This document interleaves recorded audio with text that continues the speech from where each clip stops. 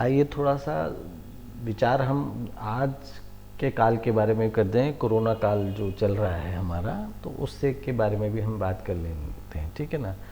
तो सबसे पहले आज कोरोना काल में मैंने कहा ना, हम अविज्ञान और विज्ञान के पीछे। तो विज्ञान और अविज्ञान में फ़र्क क्या है मेरे अनुसार? देखिए, मैं कहता हूँ कि हम वर्तमान में जीने चाहिए। वर्तमान में मतलब जब हम किसी चीज़ का आकार और प्रकार जानने की सोचने लगें तो समझ लें हम वर्तमान में चल रहे हैं। और अगर हम अतीत में जी रहे हैं, भूत में जी रहे हैं, तो हम मैटर के, हमारी दिशा क्या होगी, हमारी विज्ञान की दिशा होगी व्हाट, ये है क्या, ठीक है ना, क्या है और कब से है। हम टाइम और क्या है और कब से है, अगर हमारी सोच ये है विज्ञान की, तो हम अतीत में जी रहे हैं, इसे भूतकाल कहेंगे। और अगर हम विज्ञान जीना चाहते हैं तो हमारी सोच क्या होनी चाहिए, क्यों है और कैसे है। अगर हम अपने विज्ञान की दिशा इस ओर करने लग जाएंगे कि क्यों है और कैसे है, तो इसका मतलब हम वर्तमान की ओर जी रहे हैं। तो बस थोड़ा सा यही डिफरेंस है, यानी दिशा चेंज करनी है। अगर हम क्या है और कब से है तो हम अंधकार की ओर चल रहे हैं, और अब क्यों है और कैसे हैं, अगर हम ये दिशा कर दें तो हम वर्तमान को हो जाएंगे। तो अर्जुन को यही कहा था कृष्ण ने कि हे अर्जुन, जो तू ये देख रहा है ना, क्या है और कब से हैं, ये मतलब ये मोह है, मैटर, अब ये तो सारे खत्म हो चुके हैं ना, ये मैटर तो सब खत्म है।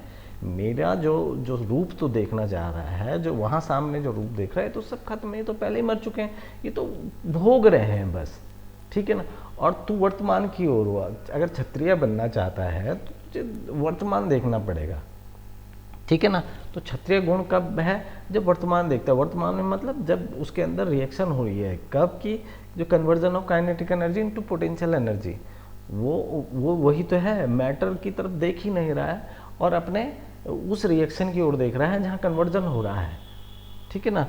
तो यही विज्ञान है, यानी दिशा हम सीधी चेंज कर देंगे, यानी हमें अध्यात्म की ओर देखना चाहिए। अध्यात्म मतलब हम आंतरिक ओर देखने लगेंगे तो समझ लीजिए हमारी डायरेक्शन सही हो जाएगी, ठीक है ना। और जब से हम दृष्टि से देखने लगेंगे, यानी चाहे हम दृष्टि में कितने बड़े बड़े भी लेंस लगा लें, लेकिन हमें दूर दृष्टि जरूर हो जाएगी, लेकिन दिव्य दृष्टि नहीं होने वाली है। बस फर्क ये है, आप अगर वर्तमान अध्यात्म की ओर देखने लगेंगे तो आपको सर्वस्व सारे, मतलब आपको विचार काल जैसे जन्म लिया आप उस ओर चलने लग जाओगे।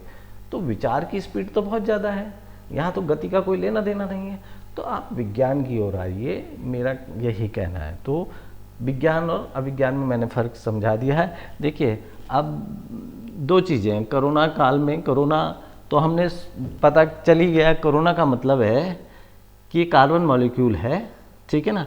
अब ये एनर्जाइज्ड होने वाला है, यानी इसके सेंटर में जब किसी भी मॉलिक्यूल, जो हमारा बेसिक यूनिट क्या होता है, ग्लूकोज होता है, और वो प्रोटीन के साथ अगर उसमें NH2 ग्रुप निकल गया तो हाइड्रोकार्बन क्या हो जाएगा, प्रोटीन फॉर्म करने लगेगा। और उसके सेंटर में क्या, ये लेयर बन गई, ठीक है ना। और सेंटर में जो कैटलिस्ट की भूमिका कौन सा निभा रहा है, मैग्नीशियम, ठीक है ना।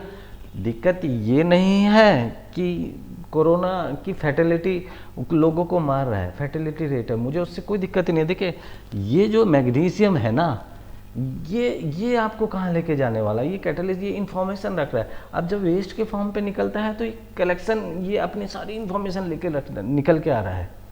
दुर्भाग्य ये है तुम्हारा, स्पेसीज चेंज हो रही। इस कलेक्शन को किसने, कोरोना चाहे नेचर ने क्रिएट करा है, नेचर ने मतलब वाइट एनर्जी ने तो क्रिएट नहीं करा होगा, किसी ना किसी नेगेटिव एनर्जी ने क्रिएट करा। देखिए, समांतर जो ब्रह्मांड है उसको आप नकार नहीं सकते। जब आप वाइट एनर्जी में हो तो ब्लैक एनर्जी में कोई ना कोई तो एग्जिस्ट करता ही होगा। तो उस रूप से बचने के लिए, अगर आपका, हम कह रहे हैं कि डरिए, डरना उसी से है। मानव डरने की चीज़ थोड़ी है, या मानव तो एक उसके अंदर तो दोनों गुणों का विराजमान है। वो तो आप दुर्भाग्य भोग रहे हैं कि आपस में लड़ रहे हैं, तो ये आपकी दुर्भाग्यता है, ठीक है ना। तो आप कीड़े मकोड़ों, तो आप निम्न स्तर में हैं। अगर आप मानव बनने की ओर आओगे, यानी जब विज्ञान सीखने लगोगे, तो मानव एक दूसरे का दुश्मन थोड़ी होगा। मानव तो दुश्मन उस ऊर्जा का होगा जो नेगेटिव ऊर्जा जो आने वाली है, जो खतरे लेके आने वाली है, ठीक है ना। मेरा मतलब भी वही है, ठीक। तो अब ये सारी चीज़ें देखिए, आयुर्वेद जो जन्म देता है त्रेता युग देता है, ठीक है ना। यहाँ पर जब आकाश की रचना हो गई, यहाँ पर जल की रचना हो गई, यहाँ पृथ्वी की रचना हो गई, ये तीन ही रचनाएं तो हुई हैं। ब्रह्म में, अब्रह्म में और ब्रह्मा ने ये तीन रचनाएं करी है। तो जो रोग कौन सा उत्पन्न होगा? रोग तो सिर्फ पृथ्वी में जब ब्रह्मा ने रचना करी थी वनस्पति की प्लस जीव की, ठीक है ना, तो वनस्पति को भोग बनाया था क्योंकि ये मैटर का भोग कर रहा है, और जीव जो बनाया था इसको भोगने के लिए, ठीक है ना, और मानव को बनाया इन दोनों पे बैलेंस रखने के लिए। ये पूरी की पूरी प्रकृति है, ठीक। अब अगर इस पूरी यहाँ से लेकर यहाँ तक की प्रकृति में ये वो है चक्र है, इस चक्र में कोई भी अवरोध होता है, इसे आयुर् चक्र कहते हैं। इस चक्र में अगर कोई भी अवरोध उत्पन्न होता है उसे रोग कहते थे, ठीक है ना, वो रोग हुआ। लेकिन इस चक्र में यहाँ मानव में कोई बीमारी नहीं है, बीमारी या तो जीव में होगी या वनस्पति में होगी, ठीक है ना, तो इसे रोग कहता है। तो इस चक्र में अगर कहीं भी कोई प्रॉब्लम आती है तो इसका मतलब इस चक्र में अवरोध उत्पन्न हो रहा है, इसी को रोग कहा जाता था। आपके उसमें जो एलोपैथिक में है, एलोपैथिक में रोग किसको कहा जाता है? जो उनकी फार्माकोपिया, फार्माकोपिया में रोग कौन सा है वो जो उन्होंने लिख दिया, लिखा कहाँ से उसका ज्ञान प्राप्त करा वो नहीं पता है उनको, ठीक है ना। वहाँ जल और पृथ्वी में ही, यानी दो ही रोग के कारण जो है पृथ्वी और जल है, यानी इन्फेक्शन इसमें होगा और पृथ्वी में होगा, ठीक है ना, यानी भोग तैयार करते हैं तो वो सिर्फ इन्हीं के लिए यहीं केंद्रित है, इसीलिए तो वो मॉलिक्यूलर फॉर्म में है। तो वो जो कोरोना का है वो आप स्ट्रक्चर को देख रहे हो और मैं एलिमेंट को देख रहा हूँ उसके अंदर। देखिए मृत्यु फैटेलिटी रेट तो वैसे भी कोरोना में कम है, तो इसका ये क्या है? ये मेरी नज़र में भोग है, ठीक है ना। अब इसको ये देखो तो सही, आयुर्वेद में इसका क्या है? आयुर्वेद मतलब ये नहीं है कि मैं किसी उसका प्रचार प्रसार कर रहा हूँ कि आयुर्वेद देखिए, आयुर्वेद को सही से समझिए। आयुर्वेद का मतलब होता है वनस्पति, जीवित वनस्पति, ठीक है ना, दवा के रूप में। और वो भी कब? जब जीव उसका, जब देखिए जीव में अगर इफेक्ट दिखेगा तो वनस्पति उससे पहले उत्पन्न हो जाएगी, यानी कोई भी अगर कहीं भी इफेक्ट होता है तो जीव में उसका इफेक्ट दिखने लगेगा और उसको उससे पहले उसकी दवा बन जाएगी, ठीक है ना। ये इसका विज्ञान है, सीधा सिंपल सा, ठीक। तो विज्ञान है यानी जीवित रहेगा, जीव रहेगा ना वनस्पति भी तो जीवित ही रहेगी। इसको पैक नहीं करके आयुर्वेद का नाम पे इसे बेचा नहीं जा सकता।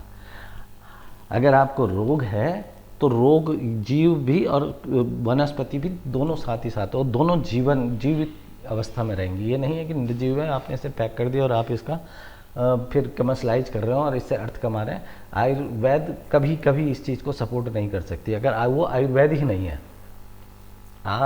रोग के लिए आपको कहाँ जाना पड़ेगा?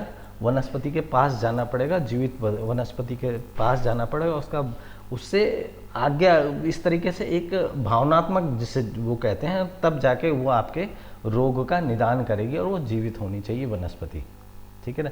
ये नहीं कि आपने उसे चूरन बनाया, चटनी बनाई और बोल दिया कि आयुर्वेद सब चाहिए, तो कमर्शलाइज, ये तो भोग कर रहे हो आप, उसका भी दुरुपयोग कर रहे हो, अपने विज्ञान का भी नाश मार रहे हो, ये तो आप लालागिरी कर रहे हो। आयुर्वेद कभी इस चीज़ को सपोर्ट नहीं करता। देखिए अगर आपको बीमारी, अगर आपको लगता है कि आपको ये इससे संबंधित वात कफ पित्त अगर कोई भी है, तो आप संबंधित भाव प्रकाश निघंटु में वो देखिए कौन सी प्लांट है, उसकी स्थिति वो कहाँ पर जन्म लेता है और वहाँ जाके इलाज करवाइए, या खुद ही अपना वो प्लांट को लाइए और अपना पकड़िए, उसे उजागर करिए और उसका आज्ञा लेके भोग करिए। इसी को आयुर्वेद कहते हैं।